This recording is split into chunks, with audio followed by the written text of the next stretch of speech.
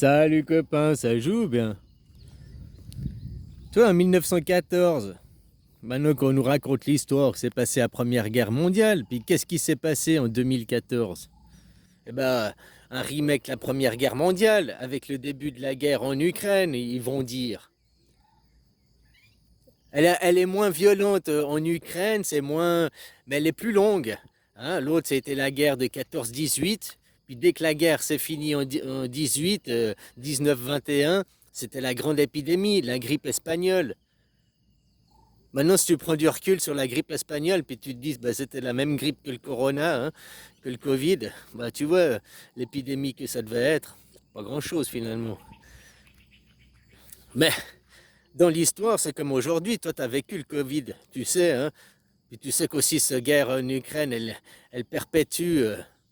Si la guerre s'arrêtait, tous ces gens doivent rendre des comptes hein, sur le Covid, sur leur mauvaise gestion de cette épidémie et tout ça.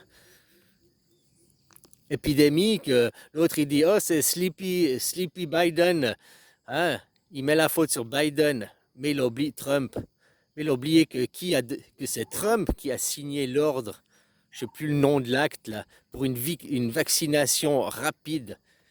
Il voulait, un mois avant la fin de son mandat, il voulait vacciner le maximum d'Américains avant de finir son mandat, quoi.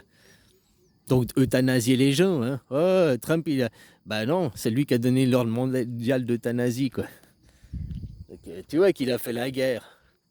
Bien, là, il y en a une chic qui parle des montées avec l'Iran, enfin, ça, c'est aussi dans leur plan. Après, c'est des plans, c'est des projets. Est-ce qu'ils mettront le plan à exécution? Bah, si, bah c'est 50-50, oui ou non, quoi. Ça dépend, hein. Ils ont plusieurs projets, lequel est le plus approprié au moment T, quoi. Voilà.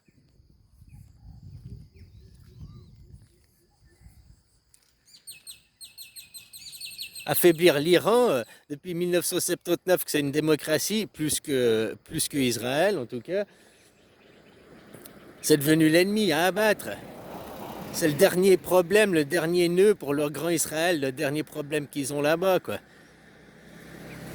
Puis affaiblir l'Iran, ça revient aussi à affaiblir l'économie mondiale du pétrole. 70% du pétrole vient, alors pas de l'Iran direct, mais Iran, Irak, toute cette région, quoi. Donc une guerre dans cette région, des puits de pétrole qui sont inactifs, ça fait bah, guerre économique, hein, une montée des... Donc ça amènera derrière une crise économique. La crise de 2008, on ne l'a jamais finie, hein, faut pas oublier ça. Ils sont en train de ramer et survivre, quoi, avec des bouées de sauvetage, quoi.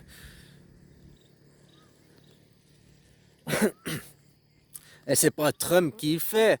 Eux, ils ne font que répéter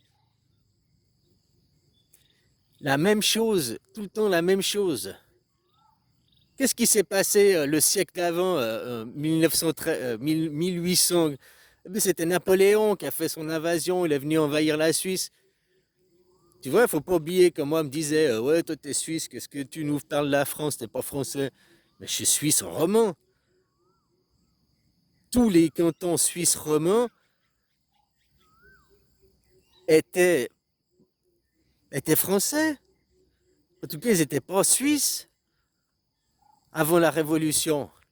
Nous, c'est Napoléon qui a fait que la Suisse est devenue, que tous les cantons romans se sont attachés à la Suisse.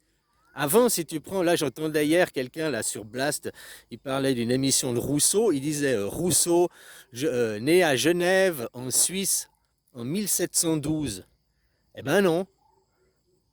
Genève en Suisse, aujourd'hui, oui, depuis 1813, après le passage de Napoléon, mais avant, donc en 1712, Genève, c'était une république indépendante. C'était ni français, ni suisse.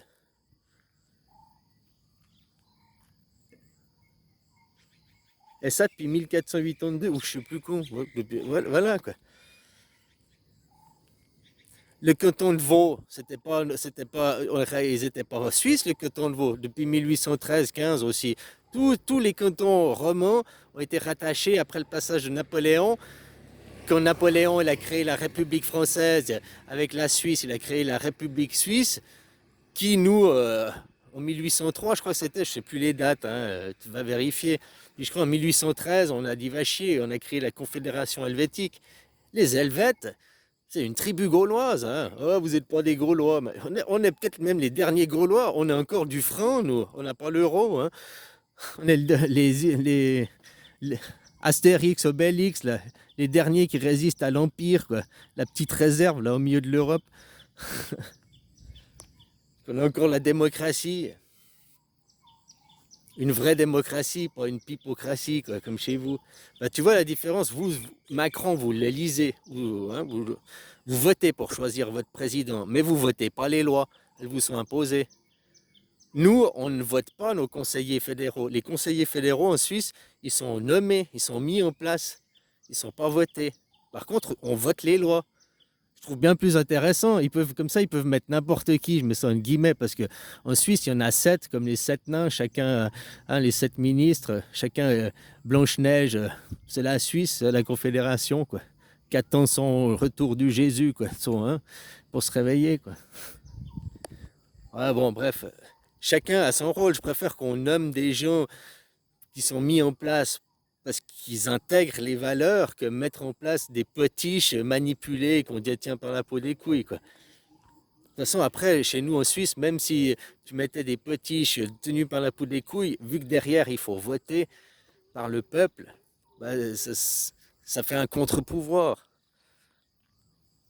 Vous mettez un Macron, même si c'est un mec fidèle, un bon, mais il est bon là que pour 4 ans. 4 ans après, il fout un autre troufion, puis il va venir démolir tout ce que l'autre il a fait avant. Voilà, parce que vous votez pas les lois. Donc c'est bien plus intéressant de voter les lois. Tu t'en fous qu'on choisit le chef ou pas. Allez, voter le chef ou nommer le chef, rien à foutre. Moi, je veux voter les lois. C'est ça la vraie démocratie, c'est voter les lois. C'est pas subir les lois, quoi. Et peu importe comme ça, ils mettent un chef de gauche, un chef de droite, il peut pas, même s'il veut tout changer, ben mec, faut voter. Tu vois, si Trump maintenant, qui arrive au pouvoir et il fait tout, oui, mais dans une vraie démocratie, il pourrait pas faire ça. Il devrait, peut-être pas 100%, mais 70% des actions qu'il a fait, il aurait dû passer devant le peuple. Tous les décrets, les machins qu'il a signés, quoi. Il aurait dû passer devant le peuple pour les faire.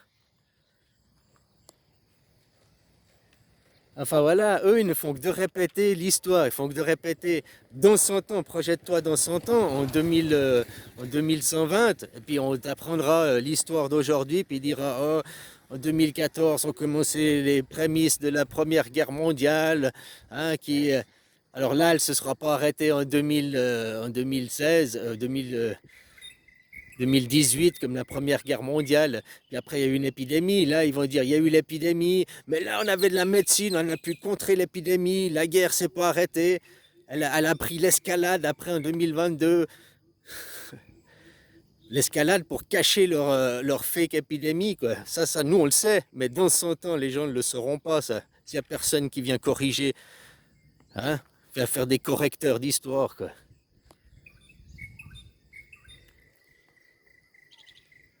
Puis après la crise de 29, eh ben, ils vont la provoquer.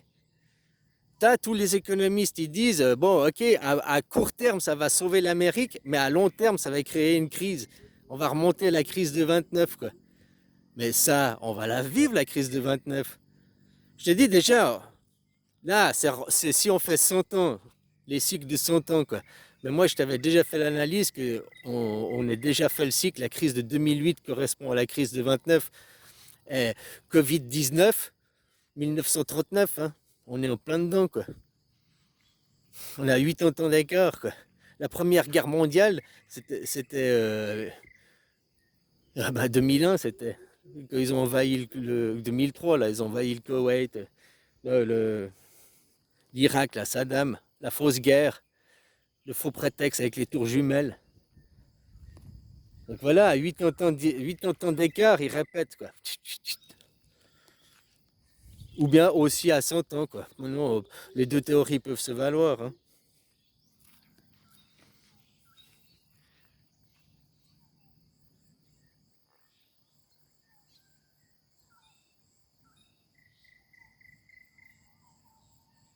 Les gens, le citoyen souverain, faut bien prendre conscience que c'est toi. Donc c'est à toi de mettre en avant la démocratie directe. Et puis de refuser d'aller travailler, de faire une grève générale et d'inciter tes concitoyens. Ouais, pour l'instant, ils sont citoyens, quoi. Mais hein, devenir concitoyen en un mot, quoi. D'inciter tes concitoyens à faire une grève. Une grève pour, dans quel but? D'implanter la démocratie. Il y a une émission que j'ai découvert il n'y a pas longtemps, il y a un mois et demi, 2 mois en arrière, là, c'est Maintenant Média. J'aimais bien, il explique les choses de Trump. Mais maintenant, j'arrive plus à l'écouter parce que tous les 2 mots, tous les 3 phrases, il est là. Ouais, alors nous, les gouttelettes, les vaguelettes, on défend la démocratie. Nous sommes les seuls pour défendre la démocratie. Je l'ai jamais entendu prononcer le mot anarchie, votation directe. Il n'est pas contre la démocratie, mais il parle aux gens. Puis par contre, dans son chat, 5 dollars, 5 euros, 5 francs suisses, 2 francs suisses, tling, tling, tling, la tirelire, quoi. Moi, j'ai pas compté sur chaque fois il se fait un live. Ouais, c'est bon, il sucre bien, quoi. Hein? Il apporte des informations, ouais, contre Trump, quoi. Parce que c'est un anti-Trump, c'est soi-disant un démocrate. Mais il n'est pas un démocrate, il parle pas de démocratie, quoi. Après, les gens qui écoutent, ils sont aussi finalement, hein, pourquoi ils vous donnent de l'argent? Oh, donnez-moi de l'argent pour vous trouver de l'information. Tu vas sur une autre chaîne gratuite, puis tu trouves aussi l'information qu'ils donnent. En plus, il ne te dit pas tous les 3 phrases. Oh, la démocratie, on défend la démocratie, nos valeurs de la démocratie est bafouée. J'ai envie de lui foutre des tartes. C'est de l'incitation à la haine, puisqu'il répond une propagande mensongère. Moi, ça me donne envie de le tarter la gueule. Donc après, si je le tarte la gueule à la récré, il faudra pas qu'il dise oh, c'est moi le violent. Mais non, parce qu'il a tenu des propos qui incitent à la haine et à la violence. Il répond du mensonge et de la calomnie, quoi. Moi, je suis là pour défendre la démocratie. Voilà, quoi. Je l'ai tarté, hein, c'est tout. Allez, bisous!